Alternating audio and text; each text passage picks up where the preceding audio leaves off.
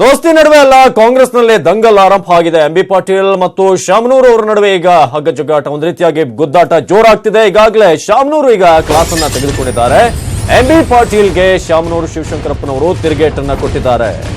ಆ ಮೂಲಕ ಈಗ ಉತ್ತರ ಕರ್ನಾಟಕದ ನಾಯಕರ ನಡುವೆ ದೊಡ್ಡ ಮಟ್ಟದ ದಂಗಲ್ ಆಗ್ತಾ ಇದೆ. ಎಷ್ಟು ದಿನ ಏನು ಜೆಡಿಎಸ್ ಮತ್ತು ಕಾಂಗ್ರೆಸ್ನ ನಾಯಕರ ನಡುವೆ ಹೇಳಿಕೆಗಳ ಜಟಾಪಟಿ ಆಗ್ತಿತ್ತು. ಆದ್ರೆ ಈಗ ಎಂಬಿ ಪಾಟೀಲ್ ಮತ್ತು ಕಾಂಗ್ರೆಸ್ನ ಹಿರಿಯ ನಾಯಕರಾದಂತಹ ಶಾಮನೂರು ಶಿವಶಂಕರಪ್ಪ ಅವರ ನಡುವೆ ಈಗ ಎಂಬಿ ಪಾಟೀಲ್ ಒಬ್ಬ ಮಂಗ ಅಂತ ಹೇಳಿ ಶಾಮನೂರು ತಿರುಗೇಟನ್ನ ಕೊಟ್ಟಿದ್ದಾರೆ. ಅವನಿಗೇನ್ ಗೊತ್ತಾಗುತ್ತೆ, ಅವನಿನ್ನು ಸಣ್ಣ ಹುಡುಗ ಅಂತ ಹೇಳಿದ್ದಾರೆ. ಆ ಮೂಲಕ ಪಾಟೀಲ್ಗೆ ಶಾಮನೂರು ಶಿವಶಂಕರಪ್ಪ ಕ್ಲಾಸ್ ನೀಡಿದ್ದಾರೆ. ಅದೇ ಏನು ತಿರುಗೇಟನ್ನ ಕೊಟ್ಟಿದ್ರು ಎಂಬಿ ಪಾಟೀಲ್ ಅವರು, ಅವರ ಮೂಲದ ಬಗ್ಗೆ ಅವರು ದಲ್ಲಾಳಿ ಕೆಲಸ ಮಾಡ್ತಿದ್ರು, ಕಿರಾಣಿ ಕೆಲಸ ಮಾಡ್ತಿದ್ರು ಅಂತ. ವೀರಶೈವ ಲಿಂಗಾಯತ ಪ್ರತ್ಯೇಕ ಧರ್ಮದ ವಿಚಾರದಲ್ಲಿ ಮಲಗಿದ್ನ ಪಾಟೀಲ್, ಎಂಬಿ ಪಾಟೀಲ್ ಅಡ್ಡದಾರಿ ಹಿಡಿದು ಬಂದಿದ್ದ, ಅವನನ್ನ ಉದ್ಧಾರ ಮಾಡಿದ್ದೆ ನಾನು ಮತ್ತು ಪ್ರಭಾಕರ್ ಕೋರೆ ಅಂತ ಶಾಮನೂರು ಅವರು ಮಾತನಾಡಿದ್ದಾರೆ. ಆ ಮೂಲಕ ಎಂಬಿ ಪಾಟೀಲ್ ಇದೀಗ ಎಂಬಿ ಪಾಟೀಲ್ ವಿರುದ್ಧ ಶಾಮನೂರು ಶಿವಶಂಕರಪ್ಪ ಕೌಂಟರ್ ಕೊಟ್ಟಿದ್ದಾರೆ.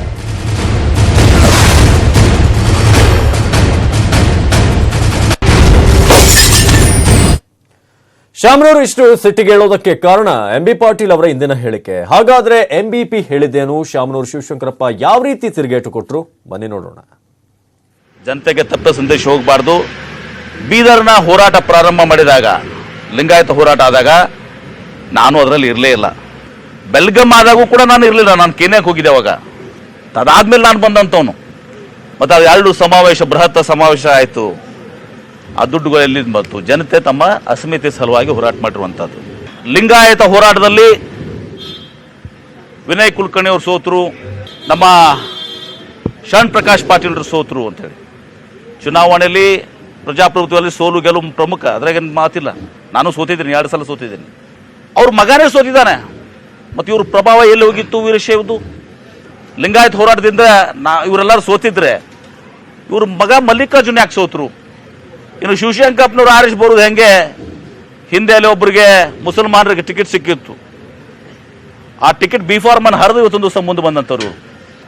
ಆ ಮತಕ್ಷೇತ್ರದಲ್ಲಿ ಶಿವಶಂಕರಪ್ಪನವ್ರು ಆರಿಸಿ ಬರುವಂಥ ಮತಕ್ಷೇತ್ರದಲ್ಲಿ ಸುಮಾರು 70,000 ಮುಸಲ್ಮಾನರಿದ್ದಾರೆ. ಆ 70,000 ಮುಸ್ಲಿಂ ಮತದಾನವನ್ನು, ಅದರಲ್ಲಿ ಏನು ಪರ್ಸೆಂಟೇಜ್ ವೋಟಿಂಗ್ ಆಗಿದೆ ಅದನ್ನು ಹೊರತುಪಡಿಸಿದರೆ ಬೇರೆಯವ್ರ ಓಟ್ ಎಷ್ಟು ಬಿದ್ದಿದ್ದಾವೆ ಅವರೇ ಆತ್ಮಾವಲೋಕನ ಮಾಡ್ಕೋಬೇಕು.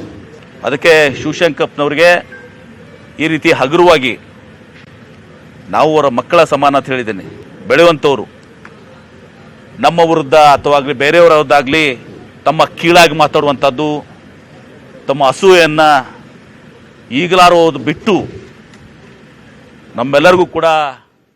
ನಾನು ಬೆಳೆದು ಬಂದು ಅವ್ನಿಗೇನು ಗೊತ್ತಿಲ್ಲ, ನಾನು ಅವನು ಸಣ್ಣ ಹುಡುಗ, ನಾನು ಅವನ ಬಗ್ಗೆ ಹೆಸರು ಹೇಳಿಲ್ಲ. ನಾನು ಎಂಬಿ ಪಾಟೀಲ್ ಅಂತೇಳಿ ಹೇಳಿಲ್ಲ, ಒಟ್ಟು ಜನ ನಡೆಯೋದು ಹೇಳಿದ್ದೇನೆ ಅಷ್ಟೇ. ಅವನು ದಿನ ಹೇಳ್ತಾರಲ್ಲ, ಅವನಿಗೆ ಏನೈತೆ ಲಿಂಗಾಯತನೆಲ್ಲ 110 ವರ್ಷ ಮನೆ ಗಿಡದಂತ ಈಗ 50-60 ವರ್ಷ. ಏನು ಬಾಡಿ ಹೇಳೋದು ಜಾಸ್ತಿ ಕಮೆಂಟ್ ಮಾಡ, ಮತ್ತು ಅವ್ರು ಮಾತಾಡ್ದಷ್ಟು ಮಾತಾಡ್ದ ನಡಿ. ಹಂಗೆ ಹೇಳ್ಕೊಂತ ಇರಲಿ. ಅವ್ನು ಏನು ಮಾಡಿ ಅವ್ನು ದಾರಿ ಹಿಡ್ದದ್ದ. ನಾನು ಪ್ರಭಾಕರ್ ಕೋರಿ ಅವರಿಗೆ ಉದ್ಧಾರ ಮಾಡಿದೆ ನಡಿ.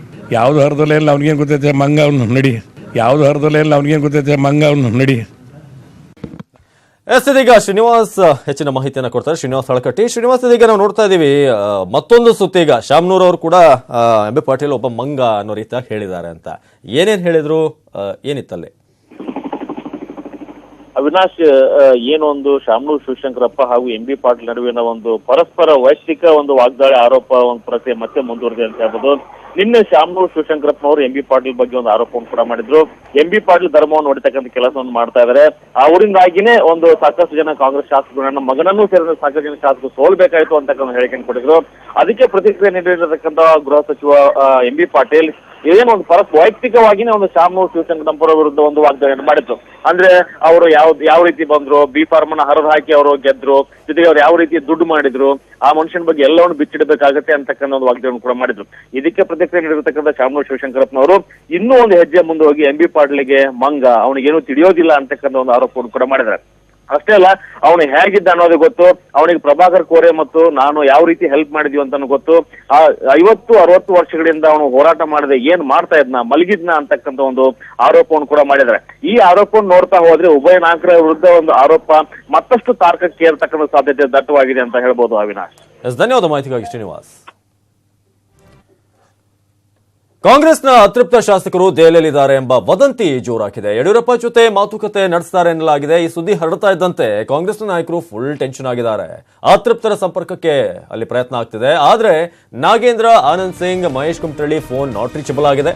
ಇನ್ನು ಭೀಮಾ ನಾಯಕ್ ಕ್ಷೇತ್ರದಲ್ಲೇ ಇದ್ದಾರೆ.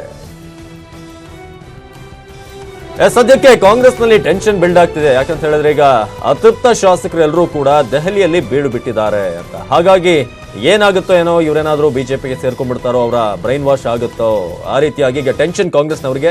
ಹೋಗ್ಲಿ, ಫೋನ್ ಅಥವಾ ಏನಾದ್ರೂ ಕನೆಕ್ಟ್ ಮಾಡ್ಕೊಂಡು ಈಗ ಪ್ರಯತ್ನ ಮಾಡೋಣ ವಾಟ್ಸ್ಆಪ್ನಲ್ಲೋ ಎಲ್ಲೋ ಅಂತ ಆದ್ರೆ ಎಲ್ಲರೂ ಕೂಡ ಸಿಗ್ತಾ ಇಲ್ಲ ಅಂತ ಇವರು ಮಹೇಶ್ ಕುಮಟಳ್ಳಿ ಇರ್ಬೋದು, ಭೀಮಾ ನಾಯಕ್ ಅವರು ಕ್ಷೇತ್ರದಲ್ಲಿದ್ದಾರೆ. ಆದ್ರೆ ನಾಗೇಂದ್ರ, ಆನಂದ್ ಸಿಂಗ್ ಸೇರಿದಂತೆ ಬಹಳಷ್ಟು ನಾಯಕರು ಇದೀಗ ನಾಟ್ ರೀಚೇಬಲ್ ಮಾಡ್ಕೊಂಡಿದ್ದಾರೆ ಅವರ ಫೋನ್ ಅನ್ನ. ಆ ಮೂಲಕ ಏನ್ ಇವರ ನಡೆ, ಯಾವ ರೀತಿಯಾಗಿ ಇವರು ಬದಲಾವಣೆ ಆಗ್ತಾರಾ, ಏನ್ ಕತೆ ಅನ್ನೋದು ಈಗ ಕಾಂಗ್ರೆಸ್ನ ಪಾಳ್ಯದಲ್ಲಿ ಟೆನ್ಷನ್ ಆಗಿದೆ. ಒಂದ್ ಕಡೆ ಯಡಿಯೂರಪ್ಪನವರು ಹೇಳ್ತಿದ್ದಾರೆ ಯಾವುದೇ ರೀತಿಯಂತ ಸಂಪರ್ಕ ಮಾಡ್ತಿಲ್ಲ, ನಮ್ಮ ಪಾಡಿಗೆ ನಾವಿದ್ದೀವಿ, ಲೋಕಸಭೆ ಕಡೆ ಫೋಕಸ್ ಮಾಡ್ತಿದ್ದೀವಿ ಅಂತ. ಆದ್ರೆ ಈ ನಾಟ್ ರೀಚೇಬಲ್ ವಿಚಾರ ಸಾಕಷ್ಟು ಆತಂಕ ಉಂಟು ಮಾಡ್ತಿದೆ ಕಾಂಗ್ರೆಸ್ಗೆ.